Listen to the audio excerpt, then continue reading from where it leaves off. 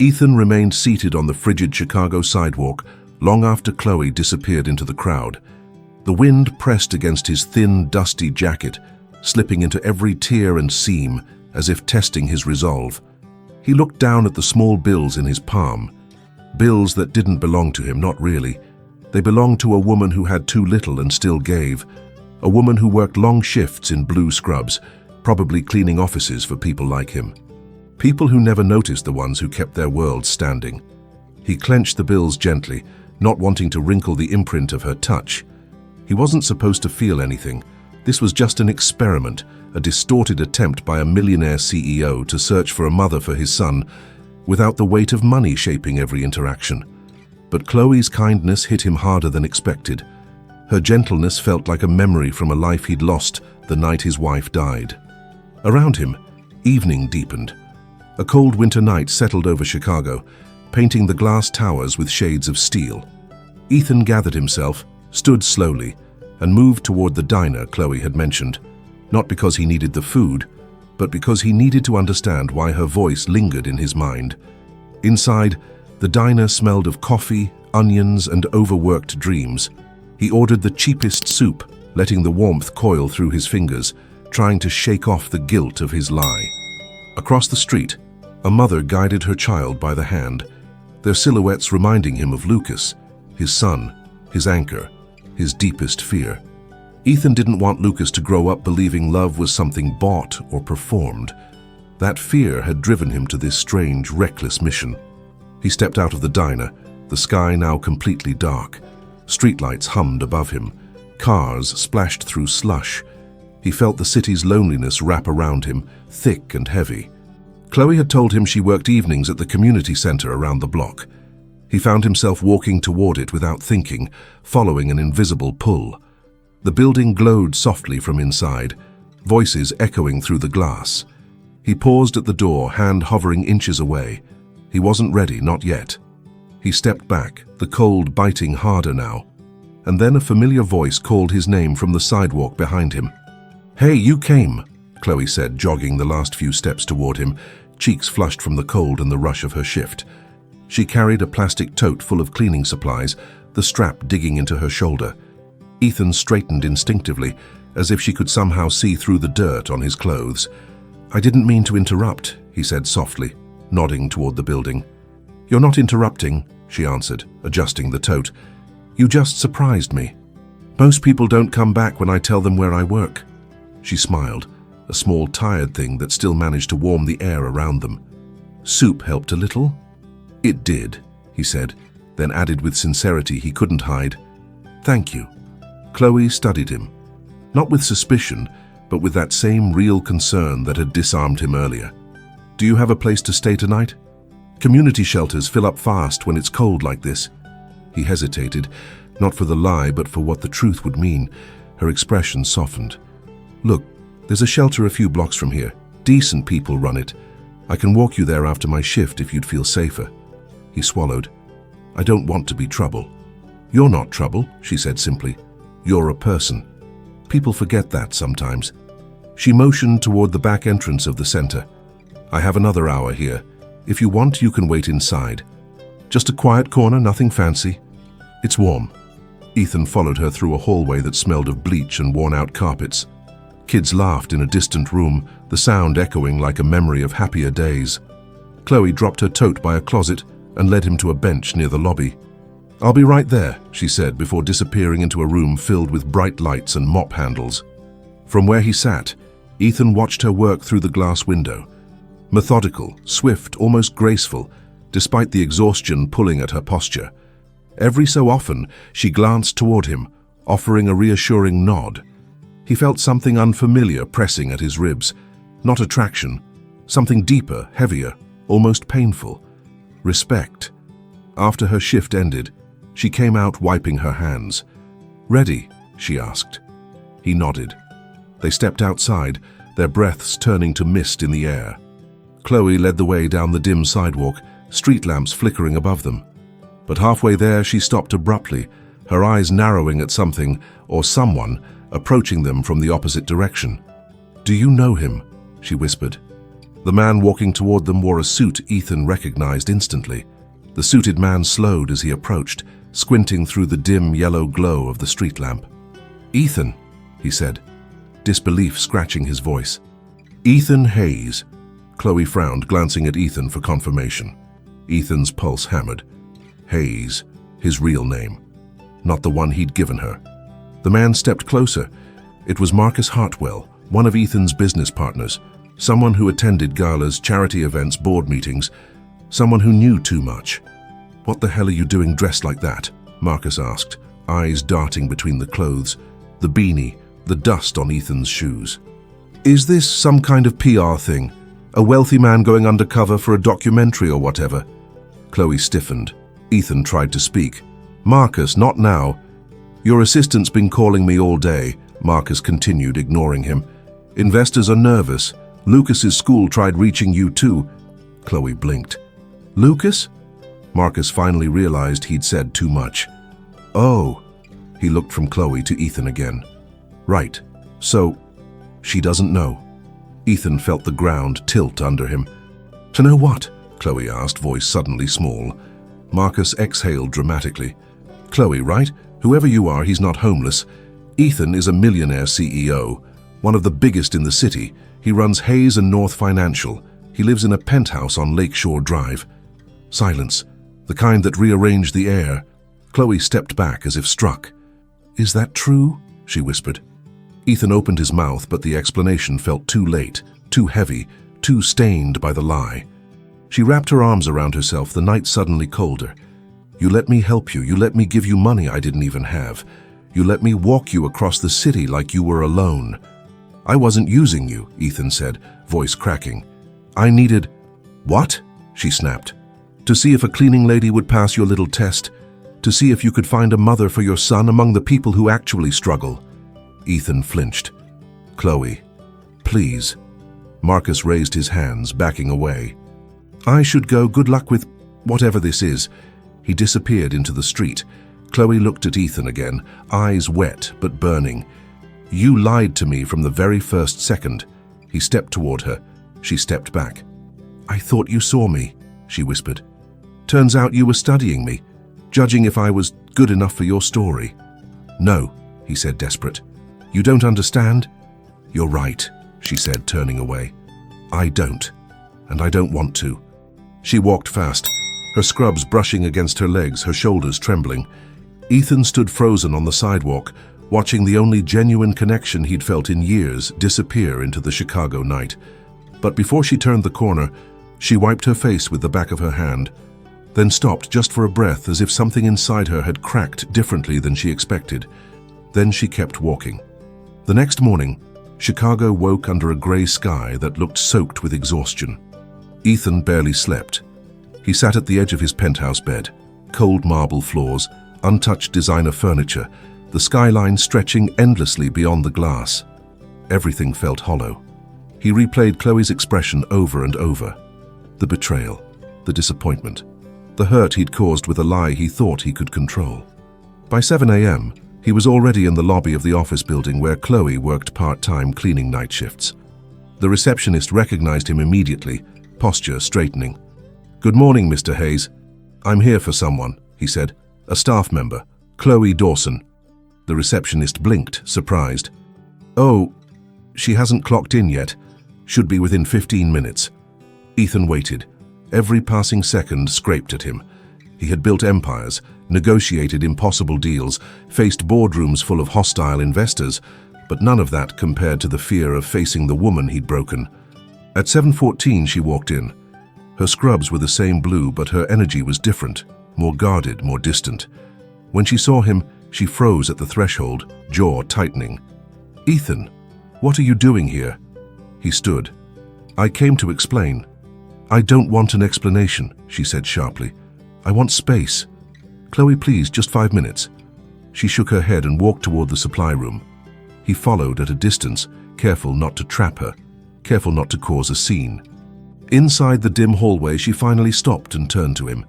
"You think you can fix this because you're used to fixing everything with money, power, apologies that come wrapped in status." "I'm not using money," he said quietly. I'm here because I ruined something that mattered. She crossed her arms tightly. You manipulated me. I didn't mean to. I swear I didn't. I was desperate. After my wife died, every woman who came into my life saw the millionaire CEO, not the man. Not the father who tucks his son into bed alone. I thought if I could meet someone without all of that. You should have just been honest, she interrupted. Honesty isn't a luxury for people like me. It's the only thing we have. He swallowed. Chloe, I'm sorry. Her lips trembled, not from softness, but restraint. Sorry doesn't change the fact that you saw me as an experiment. A cleaning cart rattled in the distance. The building hummed around them. She took a breath, steadying her voice. I have to work. She walked past him, leaving the faint scent of disinfectant and heartbreak behind. Ethan stayed there, staring at the mop closet door she'd closed behind her. And for the first time in years, he felt something break inside him, not out of pride, but out of the fear that he might have lost the one person who made him feel human again. Snow flurries drifted across Chicago by the time Ethan reached the old community center that evening. He didn't know why he went there, only that something inside him pulled him back to the place where Chloe had shown him kindness before knowing anything about him. The lobby lights glowed warm against the gray outside, and through the glass he saw her wiping down the counter with quick, practiced motions. He hesitated at the door, unsure whether stepping inside was intrusion or courage. Before he could decide, someone behind him cleared their throat. You looking for Chloe?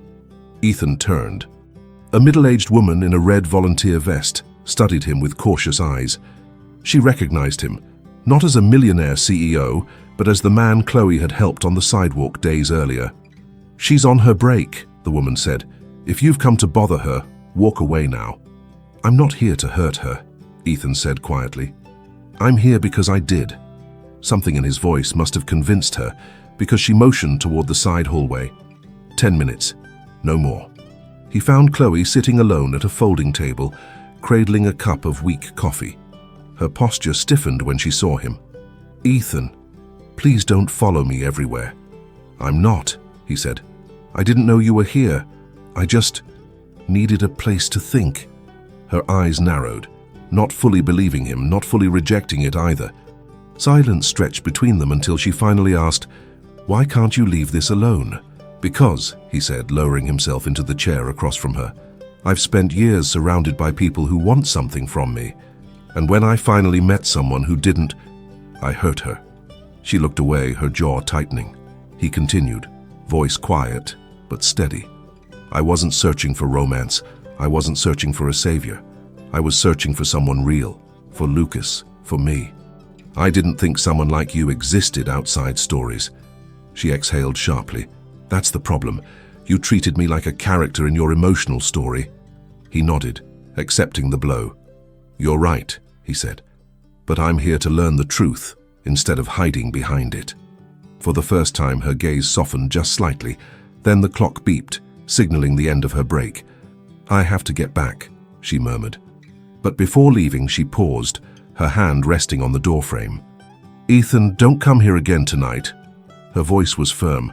Her eyes, though, carried something else, confusion, conflict, maybe even the faintest trace of unfinished meaning. 2 days passed with no sign of her. Ethan went through meetings like a ghost, spoken to but barely present. His assistant noticed. His board noticed. Even Lucas noticed during their nightly phone call. Daddy, are you sick? The boy asked, voice small through the speaker. Ethan swallowed. No, buddy. Just thinking a lot. Lucas hesitated. Is it about Mom? The question pierced him. He forced a steady breath. Kind of. And about someone I met. Do you like her? Lucas asked innocently. Ethan closed his eyes. Yeah, I think I do. After the call, he sat alone in the penthouse living room that felt too big for one person, too empty for a father still learning how to be whole again. Eventually, he grabbed his coat and headed out, not to find Chloe, but to escape the suffocating quiet. He ended up near the bus stop in New York Street, the very place Chloe had first knelt to help him. Snow gathered in fragile piles along the curb. A homeless father struggled to cover his 2 kids with a thin blanket. Ethan felt something twist inside him. Without thinking, he walked into the nearest drugstore and bought jackets, gloves, food, and a thermal blanket. When he returned, the children looked up at him with wide, startled eyes. "It's okay," he said softly, handing the father the bag. "Just stay warm tonight." The man's voice cracked with gratitude. Ethan walked away before the thanks could sink too deep. Kindness felt heavier now because he knew what it meant to receive it honestly. Behind him, a familiar voice called his name. He turned. Chloe stood by the intersection, a grocery bag in one hand, snow melting on her lashes. She'd seen everything. "You didn't have to do that," she said quietly. "I know," he replied. "That's why it mattered." She stepped closer, not too close, just near enough to see him clearly. Her breath trembled in the cold. "Ethan, I've been thinking a lot about everything. So have I. You lied to protect your heart," she whispered. "But you also let me give when I didn't have much. That hurt." He nodded. "I know. But," she added, voice softer, "you didn't throw money at those people. You didn't take a picture. You just helped." He didn't speak. He let the moment breathe. "I don't forgive you yet," she said, "but I'm not running anymore." The snow fell harder, swirling in the streetlight between them. "Then, can we talk?" he asked. She hesitated, then nodded. But when she opened her grocery bag, a stack of medical paperwork slipped out and scattered across the snow. Ethan bent to help and froze when he saw the words printed on the forms. "Chloe," he whispered, lifting one of the damp pages. "These are medical bills." She snatched them quickly. "They're nothing." "They're not nothing," he said gently. "Who are they for?" She hugged the papers to her chest, eyes shining in the streetlight. "My mother. She's been sick for months. Insurance doesn't cover everything. I'm picking up extra shifts to keep up." He swallowed hard. "Chloe, why didn't you tell me?" She laughed dryly. "You? The man pretending to be homeless? The millionaire who played poor so he could test women? Why would I trust you with that pain?" He couldn't argue with her. Instead, he spoke softly. "Because I understand what it feels like to watch someone you love slip away." Her expression shifted, the smallest crack in the wall between them. He continued, voice steady but raw. "I lost my wife slowly. The fear, the helplessness. I wouldn't wish that on anyone. Not even for a second." Chloe blinked hard. "And I'm not offering money. I'm not offering a solution you don't want. I'm offering a chance to carry the weight with you. Honestly. No lies." A long silence stretched between them, filled with snow, breath, and something unspoken. Finally, Chloe exhaled. "You want honesty? Then here it is. I care about you. More than I should. And that scares me." He stepped closer. "I care about you too. But I can't let Lucas get hurt," she added, "and I can't let my mom lose stability because I trusted the wrong person." "Then don't trust my money," he said. "Trust my actions." A bus rumbled by, splashing slush around their shoes. Chloe looked down, then up at him again, eyes glassy, vulnerable, tired. "What do you want, Ethan?" she whispered. He took a breath that seemed to shake through his entire body. A second chance, not as a wealthy man trying to buy forgiveness, as a man who wants to be good enough for you, for your mother, for Lucas. Tears welled in her eyes, not dramatic tears, but quiet ones she tried to hide. She nodded once, small but real. "Okay, one chance. One." He breathed out shakily, relief slamming into him like a tide. "But," she added, raising a finger, "no lies. Ever again." "Never," he said. "And if you want to be in my life, you start by meeting my mother. Tomorrow." He smiled, a real fragile smile. "I'll be there." As they stood in the falling snow, something warm returned to the space between them. Not perfect, not simple, but possible. A beginning. In the months that followed, Ethan kept every promise he made. He showed up quietly, consistently, learning the rhythm of Chloe's world. Its tenderness, its exhaustion, its small victories. He spent evenings at her mother's apartment, helping with dinner, repairing loose cabinet doors, reading to Lucas when she worked late shifts. There were no lavish gifts, no shortcuts, no attempts to erase the past with wealth, only presence, only truth.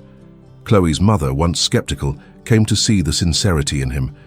Lucas grew attached, slipping his small hand into Ethan's with the trust of a child who sensed stability returning. And slowly, gently, Chloe's guarded heart began to unfold again. Not because he was a wealthy CEO, but because he chose to be the man he had hidden for far too long. Their story didn't end in perfection.